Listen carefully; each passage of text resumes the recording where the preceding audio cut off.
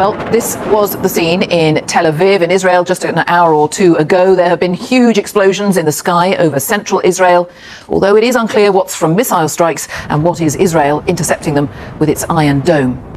Tonight, Israel says it struck a nuclear facility in Isfahan, and that is in addition to last night's strikes on the country's biggest nuclear facility at Natanz and also at Kermanshah. Well, our first report tonight is from Lucy Williamson, who's in Tel Aviv. In bunkers and stairwells, they listened to Tel Aviv, under fire from Iran. Defences scrambling above a city of civilians and military bases. From ballistic missiles, arriving minutes after launch. Impacts felt inside shaking buildings. Missile defense systems were also activated over Jerusalem. Israeli media reported several impacts across the country, including near military sites. A direct hit to this building reportedly left people trapped inside. Israel began striking Iran overnight. The nuclear enrichment site at Natanz, one of the first to be hit. A target for Israel's prime minister for decades, hit in what he said was a last chance to stop Iran making a nuclear bomb. Air defenses, missile sites, nuclear scientists and military leaders, including the head of Iran's armed forces, wiped out in a series of nationwide strikes. An attack involving 200 fighter planes working with covert intelligence teams at a secret base inside Iran. These pictures from Israel's spy agency are said to show commandos firing at a missile launcher during this morning's attack. Their prime minister said the clock on Iran's nuclear ambitions had run out. Moments ago, Israel launched Operation Rising Lion, a targeted military operation to roll back the Iranian threat to Israel's very survival. This operation will continue for as many days as it takes to remove this threat. For decades, the tyrants of Tehran have brazenly, openly called for Israel's destruction. In Iran, hundreds of protesters called for revenge. Iran's supreme leader said Israel had made an enormous miscalculation and that the consequences would bring it to ruin. They should not imagine that they struck and it's over. No. They started this. They launched a war. We will not allow them to escape unscathed from the major crime they have committed.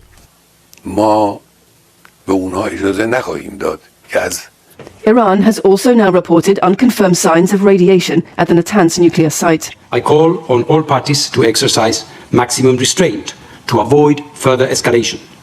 I reiterate that any military action that jeopardizes the safety and security of nuclear facilities risks grave consequences for the people of Iran, the region, and beyond. Tonight, Israel was still striking across the country. This explosion filmed in West Tehran. Others reported at nuclear facilities in Isfahan and Fordo.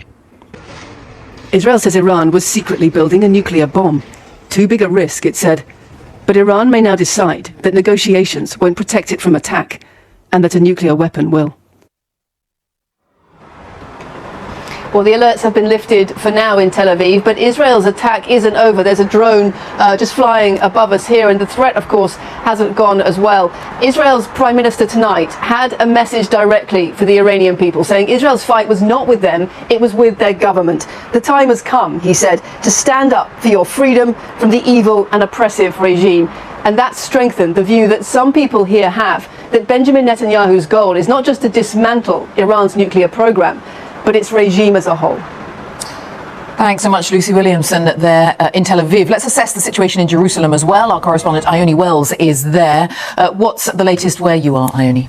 Saw a series of drones fly over Jerusalem, followed by some big explosions and bangs. Now, it's not clear if those were the sounds of strikes or interceptions by Israel's defense system. Israel has said that the majority of drones and missiles that were fired by Iran were either intercepted or fell short. Now, minutes before that, we had all received this emergency alert. Sirens were going off here in the same way that they did at 3 a.m. this morning, urging people to go to shelter or remain very close to them. This was after Iran confirmed that it was launching retaliatory military strikes on central Israel after a series of Israeli strikes on Iran today. Now, for now, that emergency alert has subsided. People are being urged to remain cautious, but as the last 24 hours have evidence, that could change again very quickly. Ione, thank you, Ione Wells. Well, this isn't the first conflict between Israel and Iran, but it is the most explosive. The risks are huge. Our security correspondent, Frank Gardner, is here. Frank. Well, Jane, this conflict is bigger, more extensive, and potentially more dangerous than anything that's gone before. The targets hit range right across Iran. It's the biggest assault on that country since the Iran-Iraq War in the 1980s. One of the principal targets was Natanz, around 200 miles south of Tehran. Tonight, the UN's nuclear watchdog says it's been destroyed. It was Iran's chief uranium enrichment facility. That's a process that can have both peaceful and military purposes. Tonight, Israel said it also hit a nuclear site in Isfahan. And in the western city of Kermanshah, new footage of Israeli airstrikes. Missile bases have been struck across the country.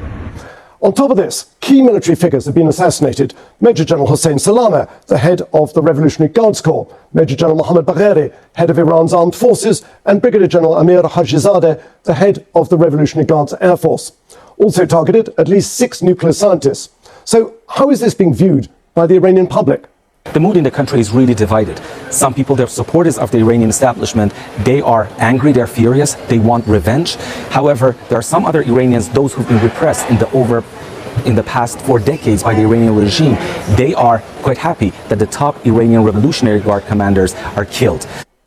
Now, back in 2015, Iran was enriching uranium to just 3.6%, enough for civil nuclear power. Today, it's 60%, closer to what's needed for a bomb. But he's ordered more US naval forces to the Middle East amid fears that Iran could hit US bases. And there's another risk that Israel's operation could even backfire.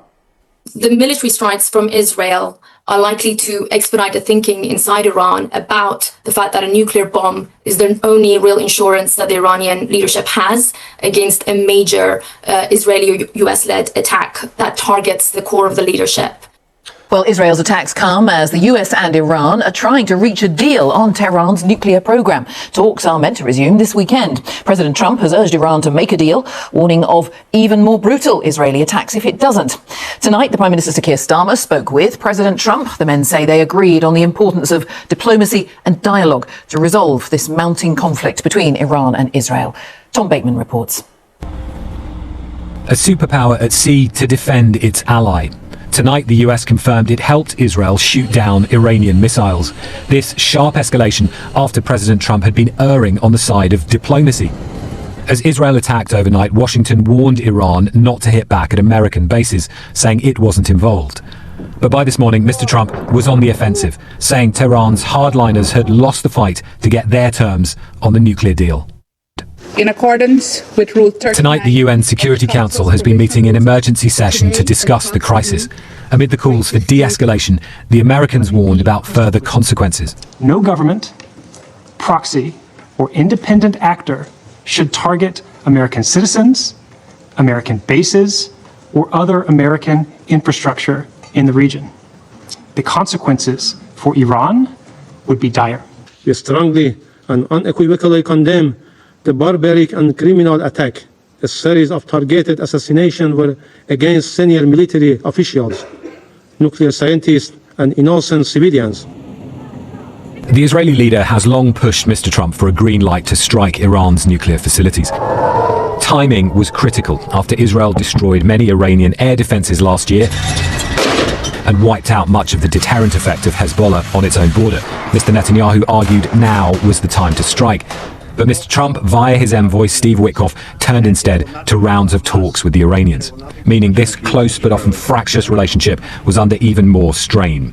Mr. Trump told the Israelis publicly and privately he wanted more time for talks, leading to a tense 40-minute phone call on Monday. There's a chance of massive conflict. We have a lot of American people in this area, and I said, we got to tell them to get out. Mr. Trump said he was losing confidence in the talks, but as late as yesterday was still equivocating over an Israeli strike. I'd much prefer an agreement. As long as I think there is an agreement, I don't want them going in because I think I would blow it. Might help it, actually, but it also could blow it. It comes in a region on edge. Some American embassies and bases are already partly evacuated. At home, Mr. Trump has been preparing for his big military parade.